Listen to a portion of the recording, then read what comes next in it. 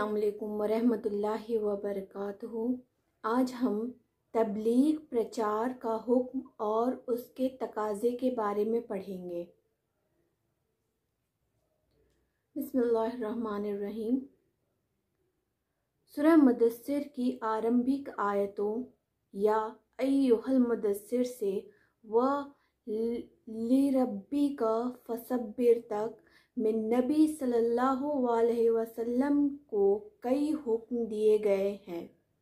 जो देखने में बहुत छोटे और सादा हैं, लेकिन सच में बड़े दूरगामी उद्देश्यों पर सम्मिलित हैं और बड़े गहरे प्रभाव रखते हैं। चुनांचे पहला, इंजार,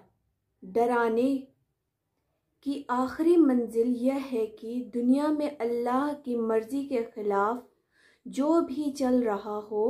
उसे उसके ख़तरनाक अंजाम से सूचित कर दिया जाए, और वह भी इस तरह कि खुदा के अज़ाब के डर से उसके दिल व दिमाग में हलचल और उथल पुथल मच जाए। दूसरा, रब की बड़ाई और किब्रियाई बजा लाने की आखिरी मंजिल यह है कि धरती पर किसी और की किब्रियाई बाकी ना रहने दी जाए, बल्कि उसकी शौकत तोड़ दी जाए और उसे उलट कर रख दिया जाए, यहाँ तक कि धरती पर सिर्फ अल्लाह की बड़ाई बाकी रहे। तीसरा, कपड़े की पाकी और गंदगी से दूरी, और आखिरी मंजिल यह है कि भीतर व बाहर की पाकी और तमाम गंदगियों और ख़राबियों से नफ्स मन की सफाई के सिलसिले में इतना आगे बढ़ जाए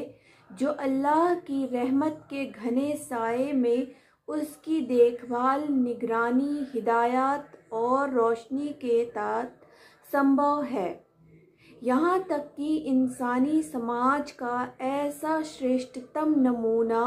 बन जाए कि आपकी ओर तमाम भले लोग खिंचते चले आए और आपकी बड़ाई का एहसास तमाम टेढ़ वालों को हो जाए, और इस तरह सारी दुनिया पक्ष या विपक्ष में आपको चारों ओर जमा हो जाए।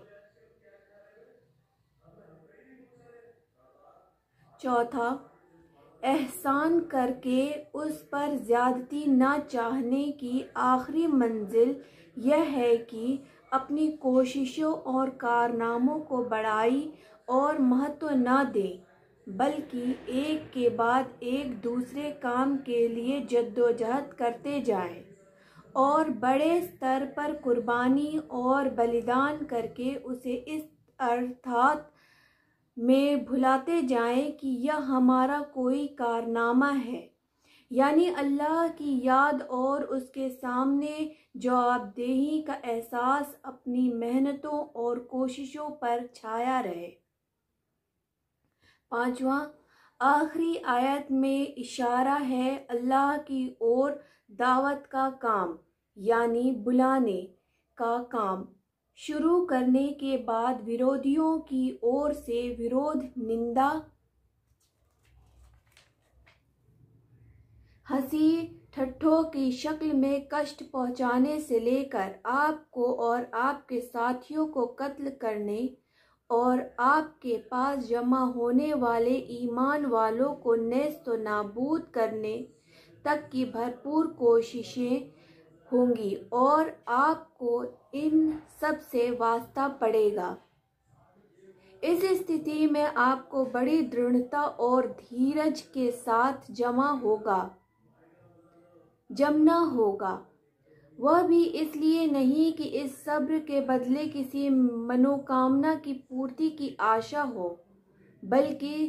सिर्फ अपने पालनहार की मर्जी और उसके दीन की सरबुलंदी के लिए जमा व लिरब्बिका फसब्बिर।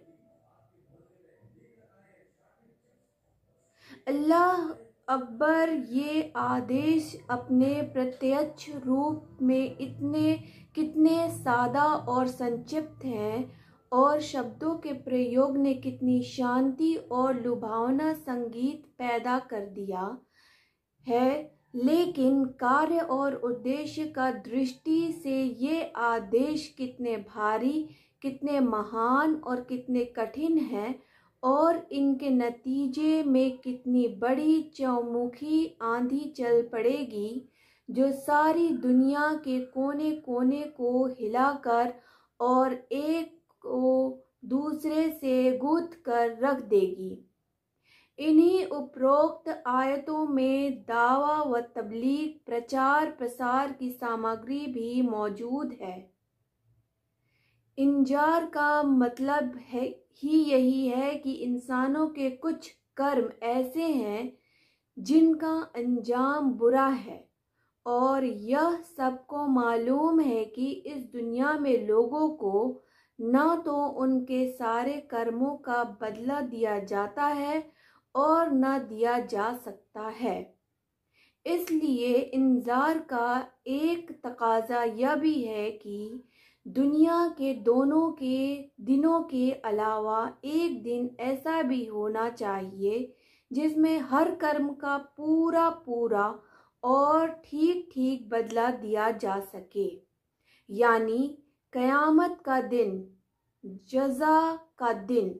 और बदले का दिन है। फिर उस दिन बदला दिए जाने का ज़रूरी तकाजा है कि हम दुनिया में जो ज़िंदगी गुजार रहे हैं उसके अलावा भी एक ज़िंदगी है। शेष आयतों में बंदों से यह मांग की गई है कि वे खालिस तौहीद विरुद्ध एकेश्वरवाद अपनाएं, अपने सारे मामले अल्लाह को सौंप दें और अल्लाह की मर्ज़ी पर नफ्स व ख्वाहिश, मनोकामना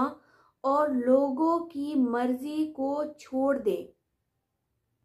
इस तरह दावत व तबलीग, प्रचार प्रसार की सामग्री का सार यह हुआ: तौहीद, आखिरत के दिन पर ईमान, नफ्स के तज़किये, मनोनिग्रह की व्यवस्था यानी बुरे अंजाम तक ले जाने वाले गंदे और बेहयाई के कामों से परहेज और सत्कर्मों और भलाई के कामों में लगे रहने की कोशिश। अपने सारे मामलों को अल्लाह के हवाले और सुपुर्द करना।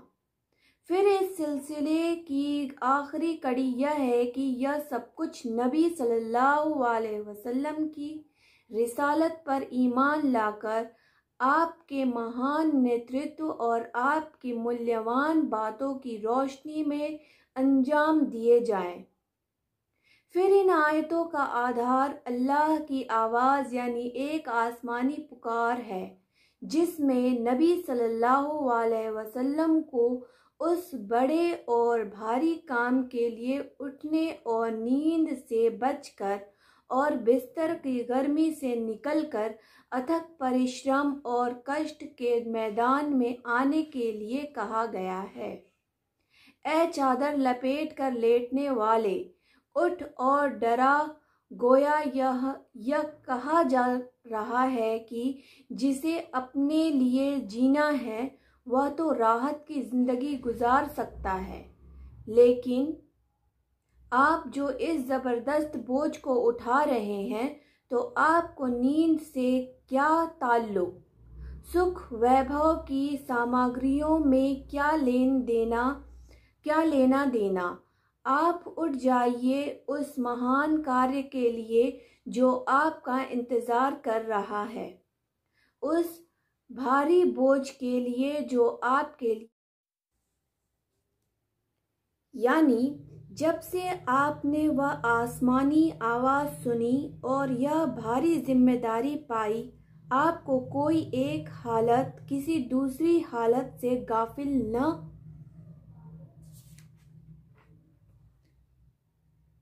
न सकी।